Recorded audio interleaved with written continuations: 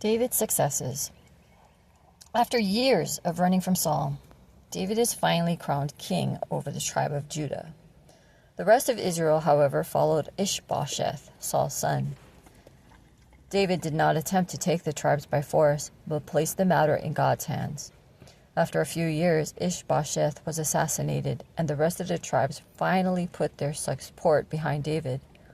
David moved the capital to Jerusalem, defeated the surrounding nations, and even showed kindness to Saul's family.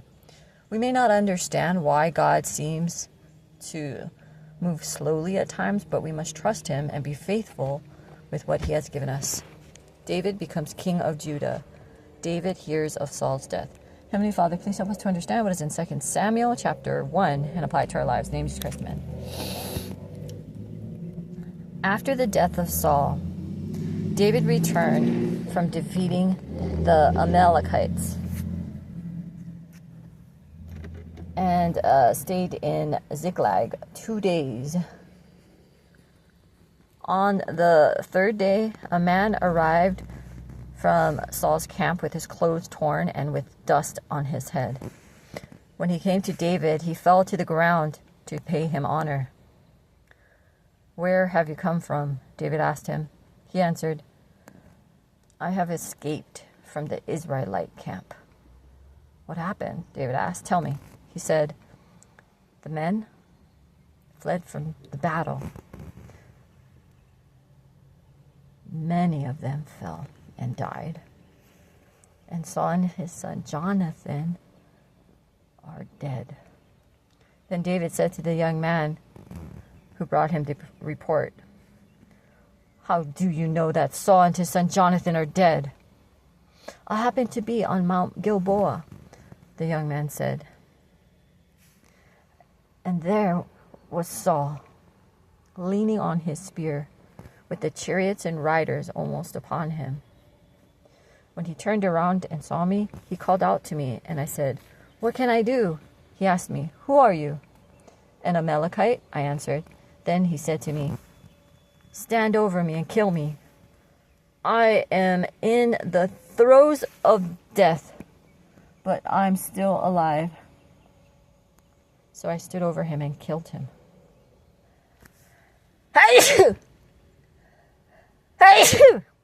Because I knew that after he had fallen, he could not survive.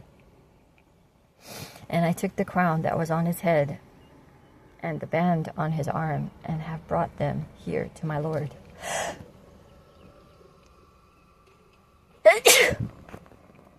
Then David and all the men with him took hold of their clothes and tore them.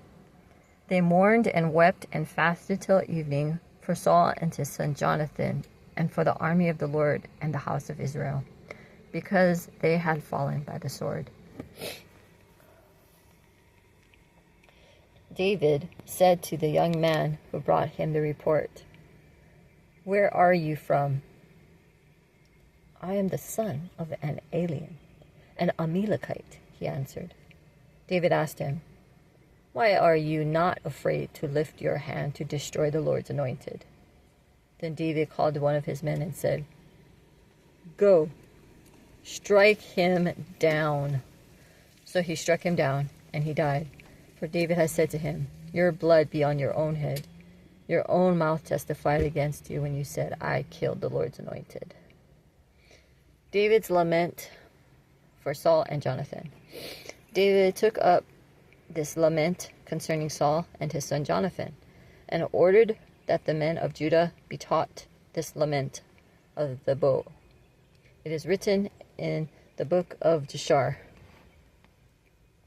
"Your glory, O Israel, lies slain on your heights. How the mighty have fallen. Tell it not in Gath, proclaim it not in the streets of Ashkelon, lest the daughters of the Philistines be glad, lest the daughters of the uncircumcised rejoice. O mountains of Gilboa, may you have neither dew nor rain, nor fields that yield offerings of grain. For there the shield of the mighty was defiled, the shield of Saul, no longer rubbed with oil. From the blood of the slain, from the flesh of the mighty, the bow of Jonathan did not turn back. The sword of Saul did not return unsatisfied. Saul and Jonathan in life were loved and gracious, and in death they were not parted. They were swifter than eagles. They were stronger than lions.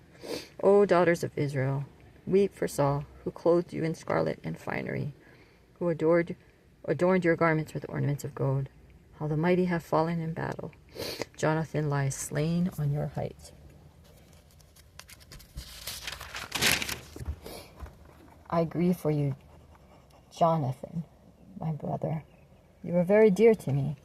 Your love for me was wonderful, more wonderful than that of women. How the mighty have fallen. The weapons of war have perished. I say these things in the name of Jesus Christ. Amen.